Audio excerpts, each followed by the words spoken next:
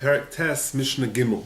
Says the Mishnah, Minayin lepoiletes shichva zera bayom hashlishi shehi tamea. How do we know that a woman who is poiletes, who emits, who discharges shichva zera on the third day, that she is tamea?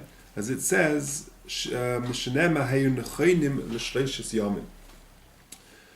The halacha is that shichva zera is metame. It's actually an avatuma, and therefore someone who touches shichva zera becomes a rishon tumah. So after a man and wife are intimate, then there's a possibility that the shichva zera is going to be poiletes, is going to be discharged, is going to sort of maybe trickle out or be emitted somehow from the isha, and a woman who is poiletes shichva zera is going to be metamea, is going to be tamea. Now, Chazal, the Gemara argues that it brings four different opinions about how long the shichva zera is viable, is potent, and she's only tamea when the shichva zera is potent. And this Tana seems to be of the opinion that shichva zera semen is potent for 3 days, and therefore the Mishnah says, "Minayin lepoiletes shichva zera bayom hashlishi." How do you know that if a woman is poiletes shichva zera even 3 days after it was live, that it's still viable and it's still possible that she could become impregnated, she become pregnant from this shichva zera? Shenema hayu nechoinim l'shleishis yomim. In Matan Torah, HaKadosh Baruch Hu tells Klal Yisrael that a man and wife have to separate 3 days before Matan Torah, before the Ma'amad Har Sinai.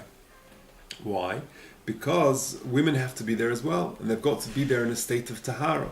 So therefore, intimacy, marital relations were forbidden for 3 days prior to Matan Torah to make sure that there would be no plita shichva zera, no emission, no discharge of shichva zera.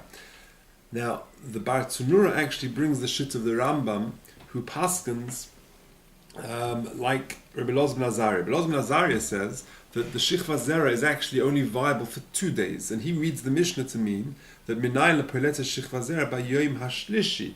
In other words, he understands it to mean that there was only a 2 days abstinence beforehand, in order that on the third day that she would be tahira. So they would read the Mishnah slightly differently, but either way, there's 2 ways, if you like, to understand the Mishnah, and it's an important nafkamina lahalacha whether or not the issue is going to be poiletes shichva zera for 2 days or for 3 days. And these halachas are contained in Yeridea and Shulchan Aruch Yeridea Siman Kuf Tzadi Vov, and in Halach Yud Aleph. And as I said, the Bar Tzunura paskins like the Rambam, who says that she's only going to be poiletes shichva zera for 2 days. But most authorities say, kapshuta if you like, that she's going to be metamea, she's going to be tamea for 3 days, that she's poiletes shichva zera. The shichva zera, the semen itself, is viable and is live, is potent for 72 hours for 3 days. Okay.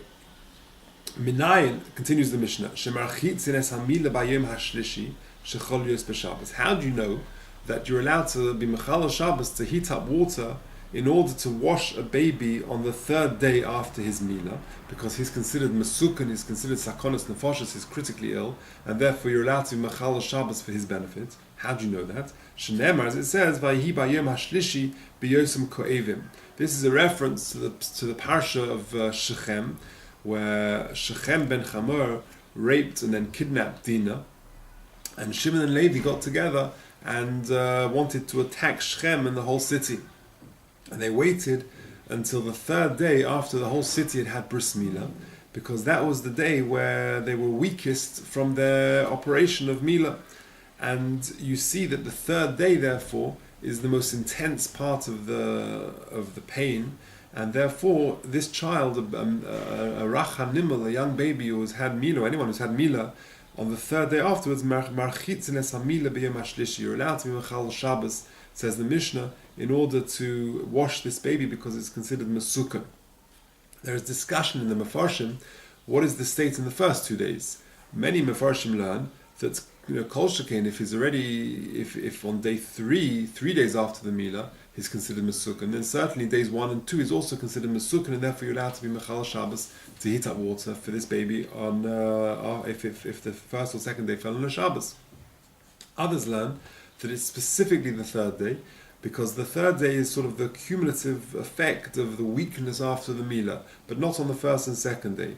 And again, it's a debate. It turns on the understanding of Vahi Bayim Hashlishi B'Yosem Ko'evim.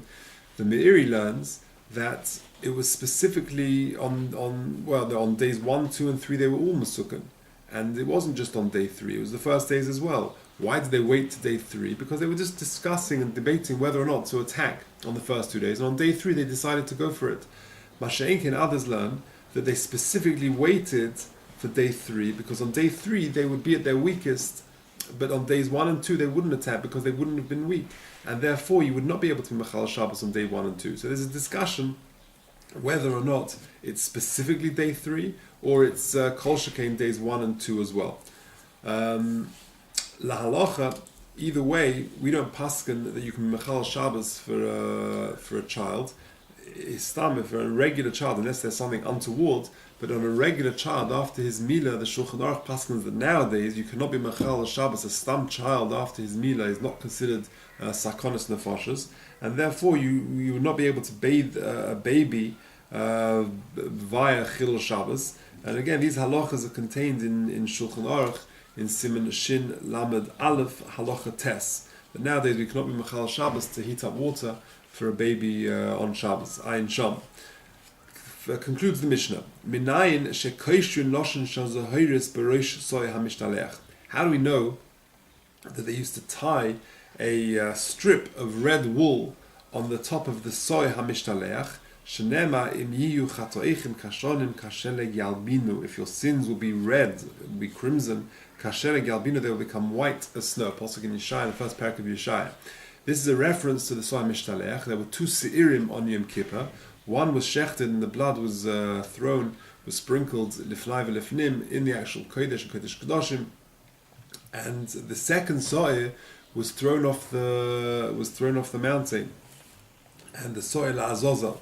And they would take this soy la'azozel and they would take it out with either they would keep the red crimson. There are different opinions. Either they would take the red wool and they would keep it there at the edge of the mountain, and they would keep it there before Yom Kippur, or they would actually carry it kilachayad on Yom Kippur itself by tying it to the horns of the animal.